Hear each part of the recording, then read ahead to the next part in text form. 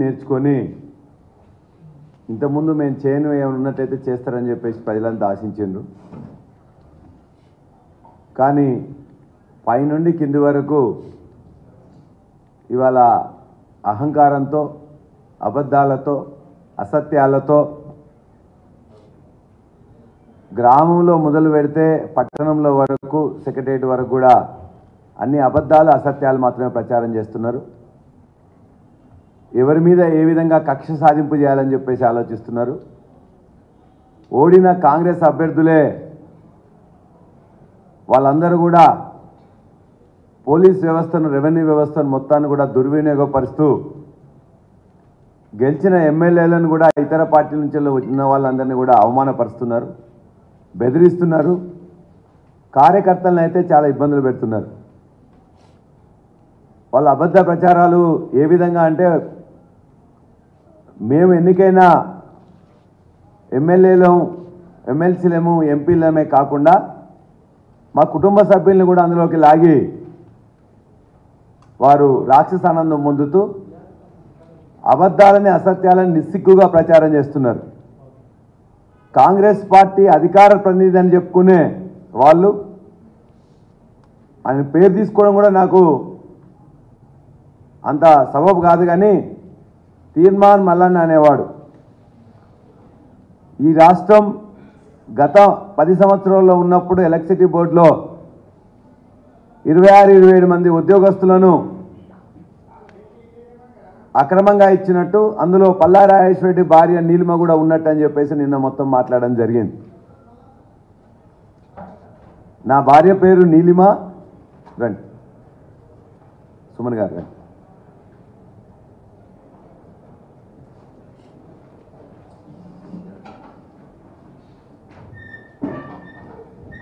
నా భార్య పేరు నీలిమ.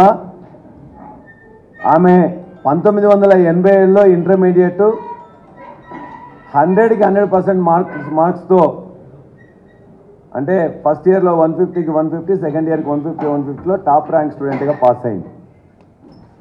తర్వాత ఆనాటి ఆంధ్రప్రదేశ్ ఎంసెట్లో 714 ర్యాంక్ వచ్చి స్టేట్ టాప్ ర్యాంక్లో ఒకరిగా ఉన్నారు.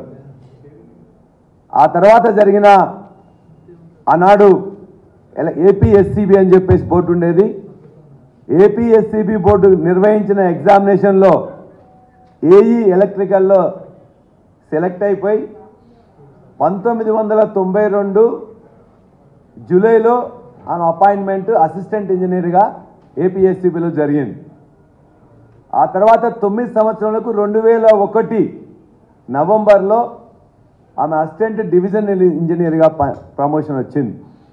ఆ తర్వాత 2015 జనవరిలో డివిజనల్ ఇంజనీర్గా ఆమెకు ప్రమోషన్ రావడం జరిగింది.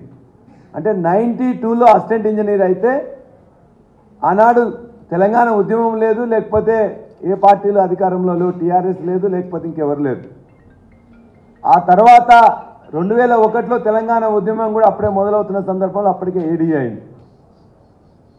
ఆ తర్వాత తను అనేక ప్రాంతాల్లో ఏఈగా, ఏడీగా, డీఈగా పనిచేసింది. సిటీలో విద్యుత్ సౌధలో, ఎర్రగడ్డలో ఉండే ఆఫీసులలో, కల్వకుర్తి, మహబూబ్నగర్ సంబంధించిన కల్వకుర్తిలో, మిర్యాలగూడలో పనిచేస్తున్నప్పుడు 6 మంత్స్ డెప్యుటేషన్ కూడా సెక్రటరియట్లో పనిచేసింది. ఇది తన 30 సంవత్సరాల జీవితంలో దరిదాపుగా ఒక 19-20 సంవత్సరాలు మాత్రమే పనిచేసి ఆ తర్వాత